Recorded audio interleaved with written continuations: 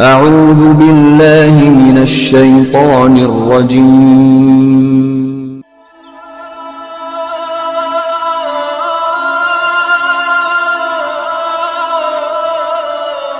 بسم الله الرحمن الرحيم.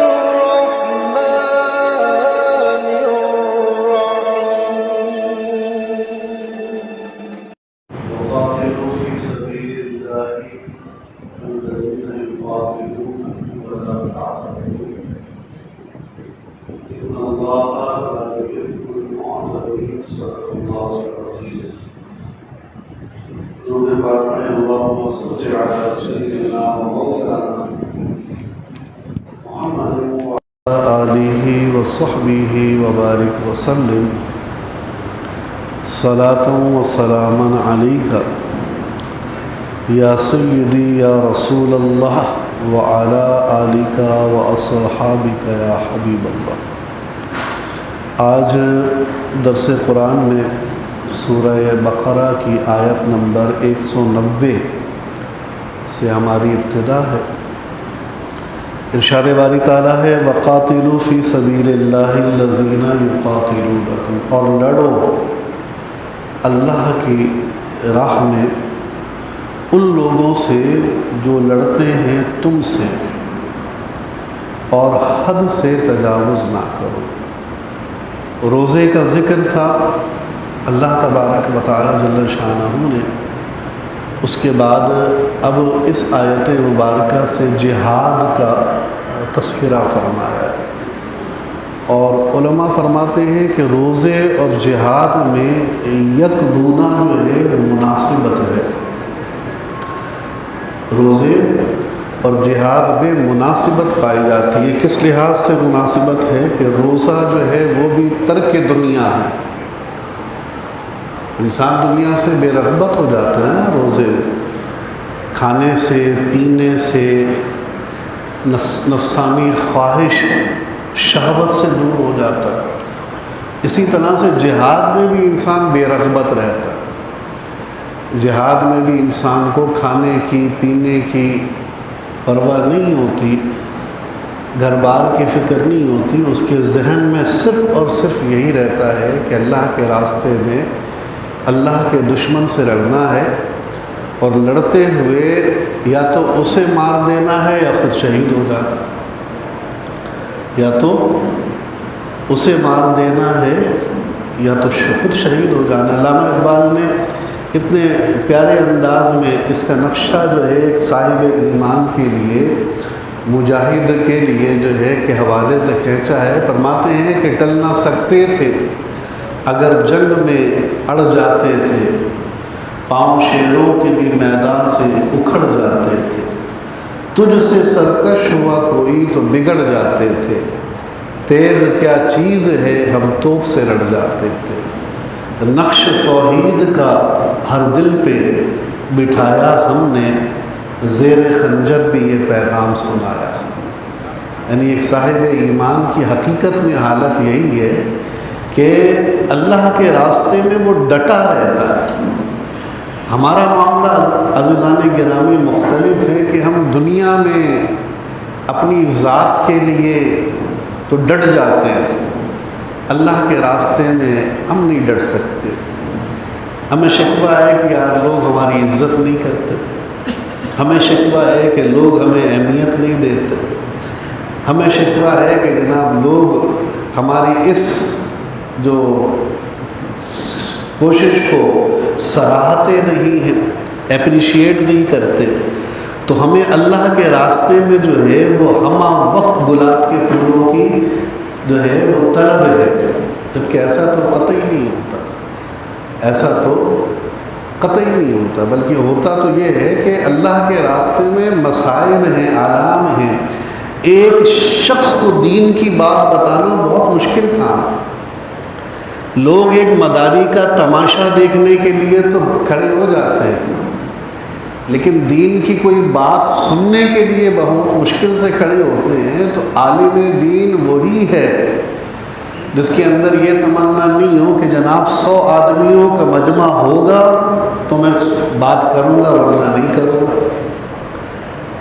100 آدمیوں کا مجمع ہوگا تو بات کیا. مساجد کی خدمت کرنے والے جو لوگ ہیں ان کو بھی یہ افسوس رہتا ہے کہ جناب ہم دروازے کھٹکھٹا کے جب مسجد کے چندے مانگتے ہیں تو لوگ کہتے ہیں کہ یار کل آنا، آج پھر آ گئے، ابھی تو لے کر گئے ہو. گھر سے کوئی کہتا ہے کہ امی نہیں ہے، ابو نہیں ہے، تو جناب ہمارے پاس اتنا وقت تو نہیں، ہم روزانہ لوگوں کے دروازے کھٹکھٹائیں، لوگ تو ہمارا مذاق بنا لیتے.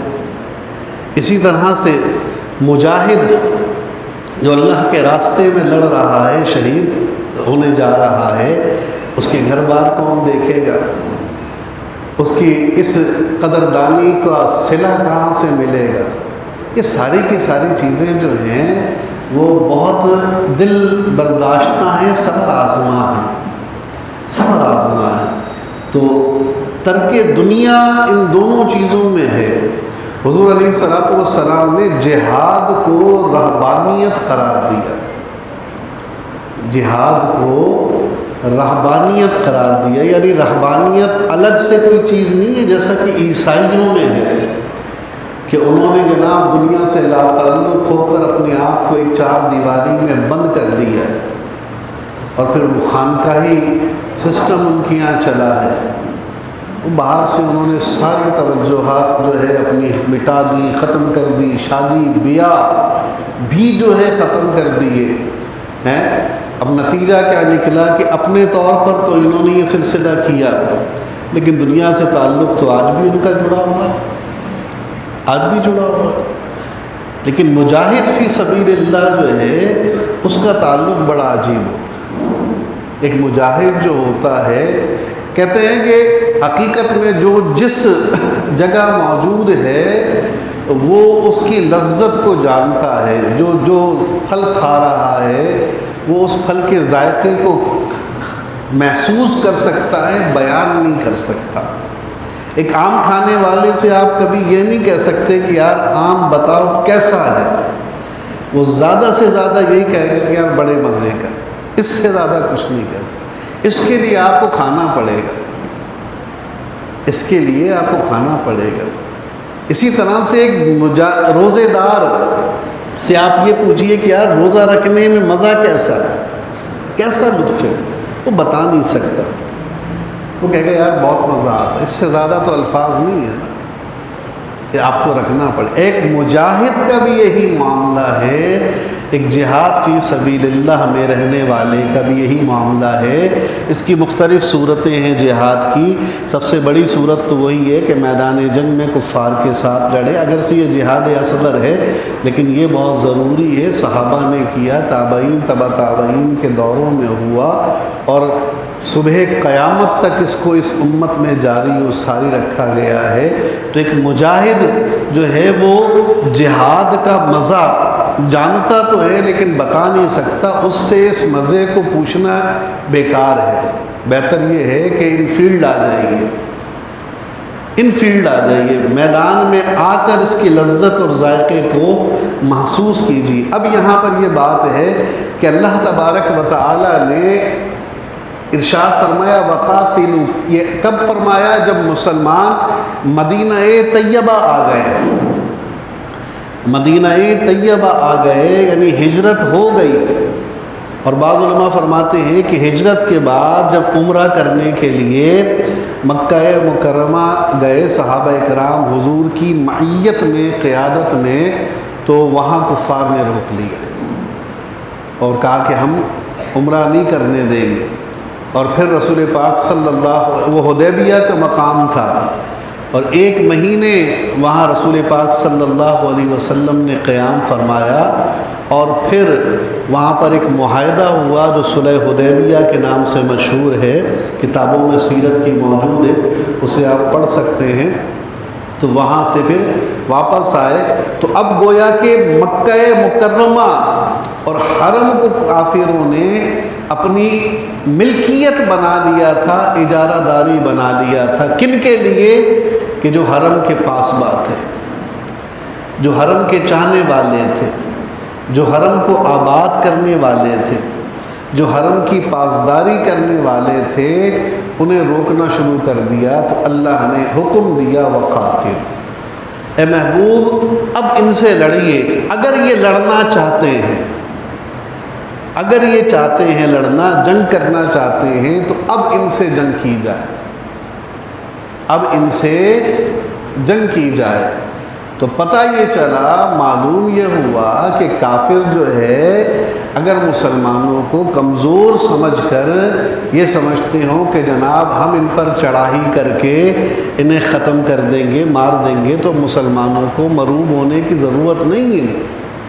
اب مسلمانوں کو چاہیے کہ وہ نہ صرف یہ کہ اپنا دفاع کریں بلکہ آگے بڑھ کر ان کا مقابلہ کریں، کیونکہ اسلام نے غالب ہونا ہے، اسلام مغلوب نہیں ہوگا، اسلام مغلوب نہیں ہوگا۔ تو چونکہ آج ہمارے یہاں اس طرح کے معاملات لوگوں کے دین کی پوری تفصیل کے حوالے سے جاننے کے لیے ختم ہو چکے ہیں، تو اسی لیے اس طرح کے خالی ذہنوں کے اندر آج مسلمانوں کے ذہنوں میں یہ جملہ ہمارے بھر دیا گیا ہے کہ اسلام امن کا مذہب ہے۔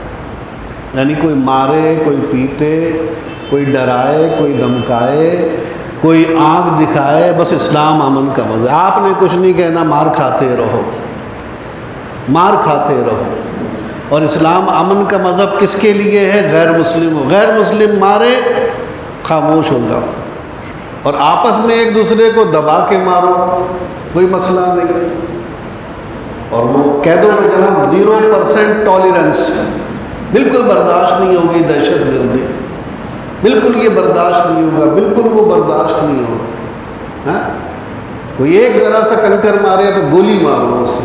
آپس میں مسلمانوں کے معاملات آ جائیں تو وہاں یہ کیفیت ہو، کافروں کا معاملہ ہو تو اسلام امن کا مذہب ہے۔ یہی ہو رہا ہے نا تماشا ہمارے یہاں یہی ہو رہا ہے نا۔ کیوں ہو رہا ہے؟ اس لیے کہ ہم نے دین سمجھنا چھوڑ دیا ہے، تو اب دین ہمیں کوئی اور سمجھا رہا ہے، اب دین ہمیں سمجھانے کے لیے دوسرے لوگ آ گئے، انہوں نے معیار بنا دیا، یہ بتانا، یہ نہیں بتانا، یہ بتانا، یہ نہیں بتانا، یہ بتانا، یہ نہیں بتانا۔ اب ان کے اس بتائے ہوئے کے مطابق ہم چل رہے ہیں۔ پھر اس کے بعد ارشاد فرمایا اللہ رب الذین یقاتلون، وہ جو تم سے لڑتے ہیں ان سے لڑو، وہ جو تم سے لڑتے ہیں ان سے لڑو، ولا تعتدوا، اور حد سے تجاوز نہ کرو۔ یہ حد کیا ہے؟ اس حد کے بارے میں جو علماء ہیں وہ فرماتے ہیں کہ حدیث میں ذکر ہوا کہ حضور جب جہاد کے لیے لشکر روانہ فرماتے تو صحابہ کرام پر کچھ پابندیاں لگاتے تھے، وہ حدود تھی۔ وہ پابندیاں کیا تھی؟ کہ عورتوں کو قتل نہیں کرنا اگر لڑنے نہیں آ رہی، اگر عورتیں بھی لڑنے آئیں تو پھر پرواہ نہیں، بچوں کو قتل نہیں کرنا، جانوروں کو نقصان نہیں پہنچانا، فصلوں کو آگ نہیں لگانا، گھروں کو آگ نہیں لگانا، یہ ساری کی ساری باتیں رسول پاک صلی اللہ علیہ وسلم، بوڑھوں پر کو قتل نہیں کرنا، معذوروں کو قتل نہیں کرنا، یہ ساری پابندیاں تھیں جو جہاد میں اس زمانے میں ہوتی تھی۔ اب بتائیے کہ کتنی پابندیوں کے بعد جو ہے مسلمان، یعنی کتنی احتیاطوں کے بعد جو ہے وہ جہاد کرتے ہیں، جہاد کرتے ہوں گے۔ کہ آج کے دور میں دہشت پھیلانے والے لوگ یہ معیار رکھتے ہیں، یہ معیار رکھتے ہیں کہ بھئی ہم کہیں بم دھماکہ کر رہے ہیں تو اس میں عورتیں بھی ہوں گی، بچے بھی ہوں گے۔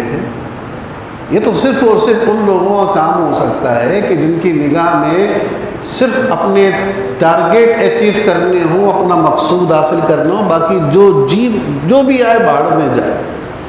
جیسے ایک لٹیرا ہوتا ہے، آج چھیننے والے ہوتے ہیں، واردات کرنے والے ہوتے ہیں کہ اگر وہ کامیابی نہیں ہوتی وہ گولی مار دیتے۔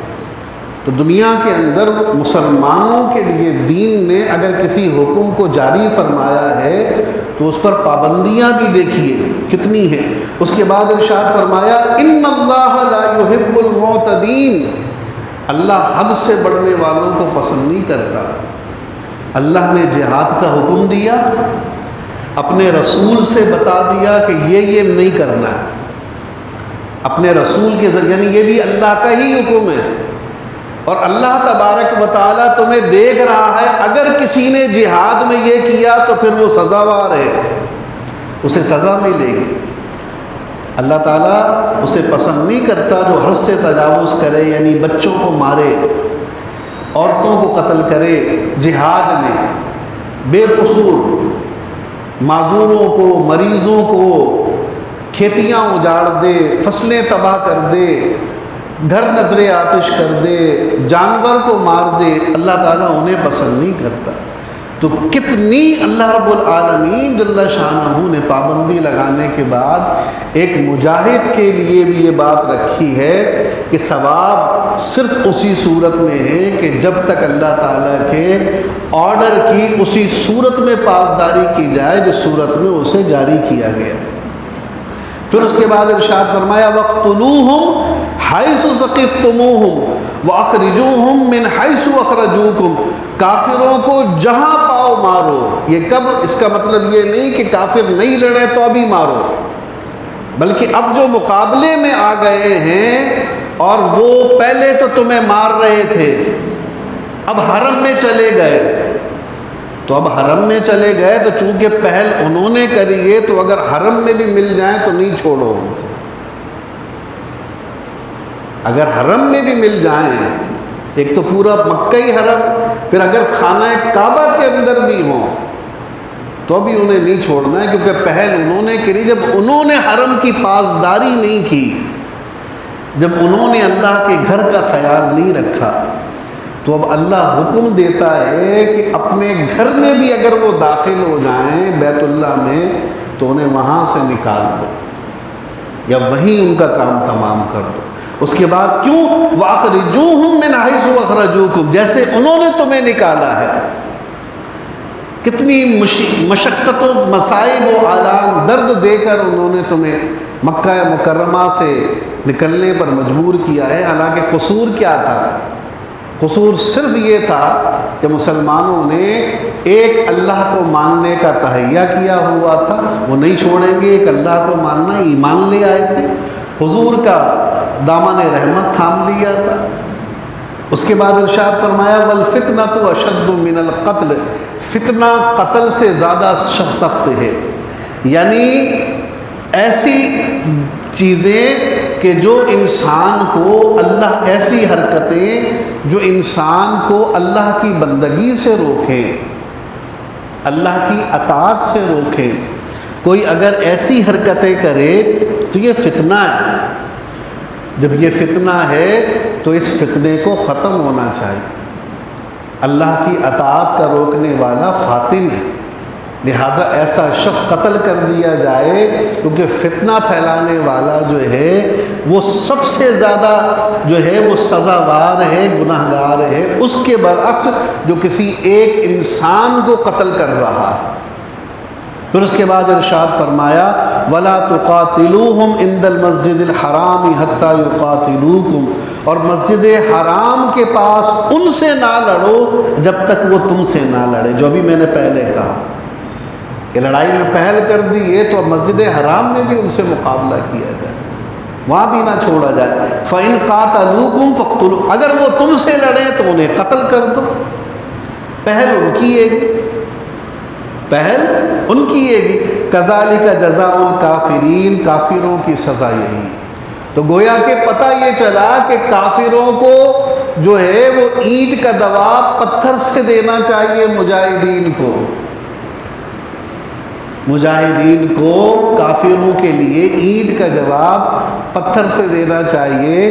آج تو حال جناب یہ ہے کہ کافروں کے پاس اینٹ نہیں، بڑے بڑے چٹانیں ہیں، اور جنہوں نے مقابلہ کرنا ہے وہ چھوٹے چھوٹے پتھر بھی لے کے نہیں بیٹھے ہوئے، کہاں سے مقابلہ ہوگا؟ مجاہدوں کے لیے عیش و عشرت کی زندگی نہیں ہے۔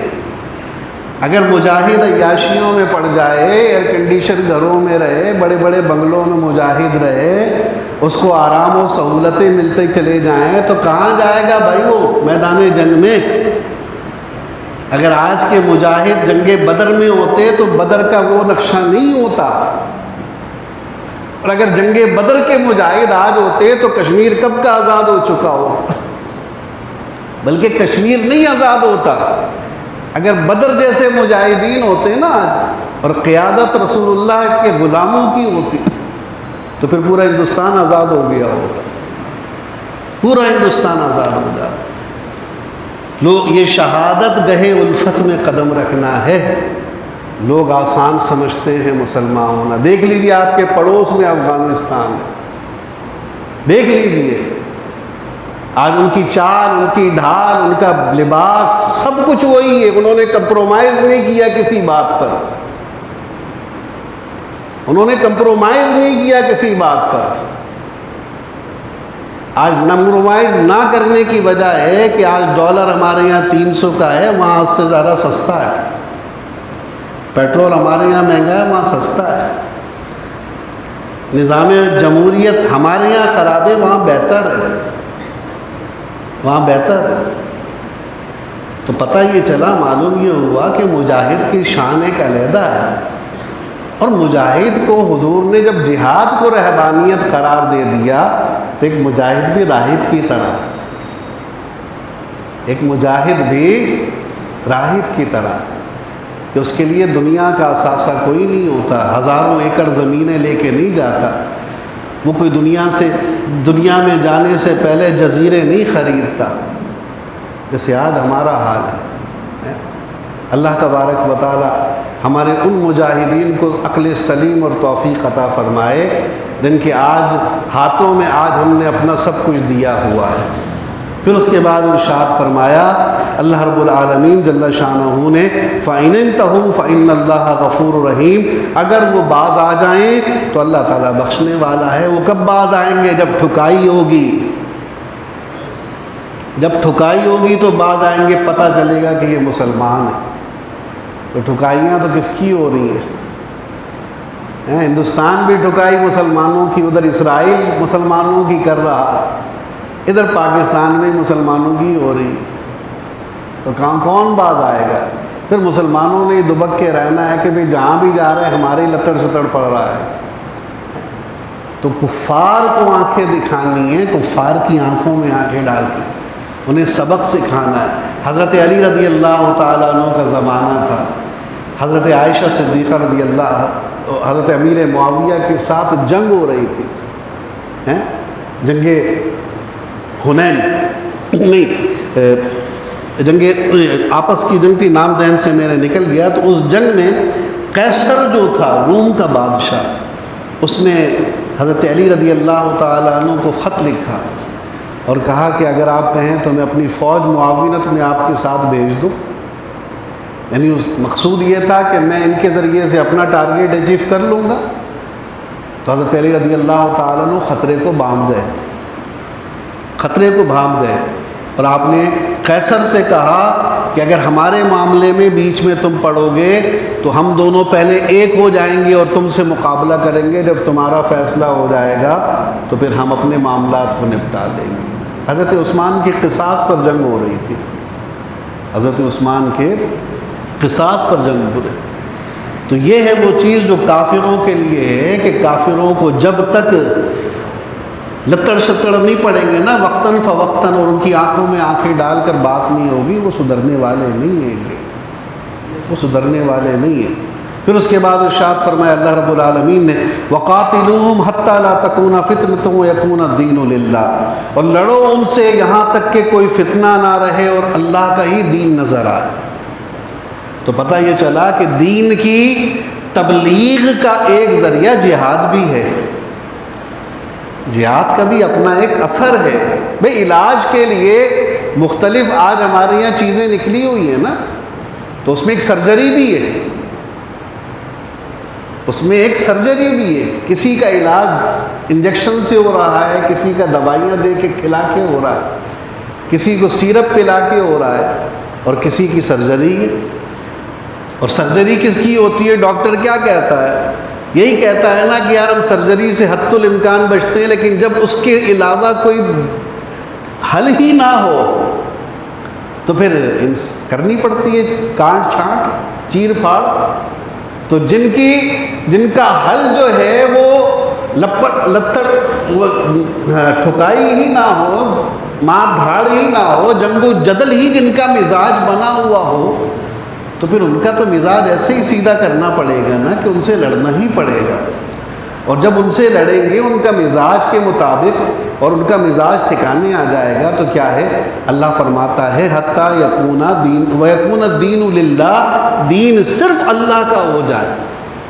تو تبلیغ کا ایک ذریعہ جو ہے وہ جہاد بھی ہے، صرف نماز صرف روزے کی تبلیغ نہیں ہوتی، بلکہ مجاہدین نے بھی تبلیغ کی جہاد کے ذریعے سے۔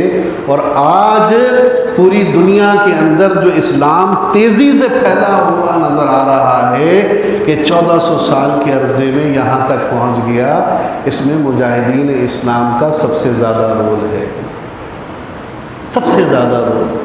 یہ صرف مبلغین کا کام نہیں ہے، اس میں سب سے بڑا رول مجاہدین کا ہے۔ آپ کے پڑوس میں ہندوستان ہے، ہندوستان میں اس وقت مسلمان ہندوستان کی دوسری بڑی اقلیت ہے، قوم ہے دوسری بڑی اور پہلی اقلیت ہے، تو اس کی وجہ صرف اور صرف مجاہدین اسلام ہے۔ نہ مجاہدین اسلام یلغار کرتے افغانستان سے ہندوستان پر، اور نہ مسلمانوں کی تعداد یہاں تک پہنچتی، نہ صوفیہ کرام آتے، تو گویا دونوں کا ایک پیر بنا ہوا ہے۔ صوفیہ نے اپنا کام کیا، مجاہدین نے اپنا کام کیا، صوفیہ نے اپنا کام کیا، مجاہدین نے اپنا کام کیا۔ تو جہاد کو جو ہے نا وہ ایک طرف نہیں رکھا جا سکتا، رد نہیں کیا جا سکتا، نہیں جناب اس کی اب کوئی ضرورت نہیں رہی ہے۔ پھر اللہ ارشاد فرماتا ہے فَإِنِ انتَهُوا فَلَا عُدْوَانَ إِلَّا عَلَى الظَّالِمِينَ، پھر اگر وہ باز آ جائیں تو کوئی زیادتی نہیں مگر ظالموں پر۔ ہاں دیکھیے یہاں پر پھر فرمایا کہ جب ان سے لڑو گے تو انہیں پتہ چل جائے گا، اور جب پتہ چل جائے گا کہ مسلمان واقعی ایک مضبوط قوم ہے تو پھر ہو سکتا ہے سوچنے کا موقع مل جائے۔ کتنی جنگوں کے بعد کفار دائرہ اسلام میں داخل ہوئے، صحابیت کے شرف سے جو ہے وہ سرفراز ہوئے ہیں، دائرہ اسلام میں داخل ہوئے۔ تو اللہ تبارک و تعالی جل شانہ سے دعا ہے کہ ہم کو مجاہد فی سبیل اللہ بنائے، اور جہاد جیسا کہ میں نے یہ کہا کہ ضروری نہیں ہے کہ میدان جنگ میں جو کافروں کے ساتھ ہو، بلکہ حضور علیہ السلام نے جیسا کہ فرمایا کہ جہاد نفس اور شیطان کے ساتھ لڑنا بھی ایک بہت بڑا جہاد ہے۔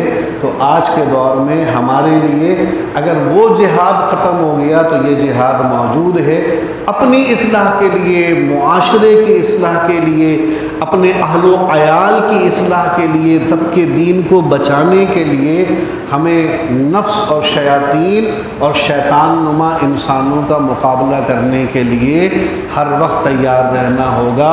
اللہ تعالی ہمیں عمل کی توفیق عطا فرمائے۔ بسم اللہ الرحمن الرحیم، صلی اللہ علی حبیبہ محمد وآلہ وصحبہ وسلم۔ باری تعالیٰ یا رب العالمین آج کا یہ درس ہمارا اپنی بارگاہ میں قبول فرما۔ میرے مالک جو لوگ شریک ہیں ان کی شرکت قبول فرما۔ باری تعالیٰ ہم سب کی مغفرت فرما۔ مجاہدین اسلام کی قبروں پر رحمتوں کی بارشیں نازل فرما۔ غازیان اسلام کی قبروں پر رحمتوں کی بارشیں نازل فرما۔ شہدائے اسلام کی قبروں پر رحمتوں کی بارشیں نازل فرما۔ دین کی نشر و اشاعت میں جنہوں نے جس طرح بھی اپنا حصہ ڈالا ہے تو ان کے ناموں سے، کاموں سے واقف ہے باری تعالیٰ، سب کو اجر عظیم عطا فرما۔ الہ العالمین ہمارے ملک پاکستان کی خیر فرما، عالم اسلام کی خیر فرما۔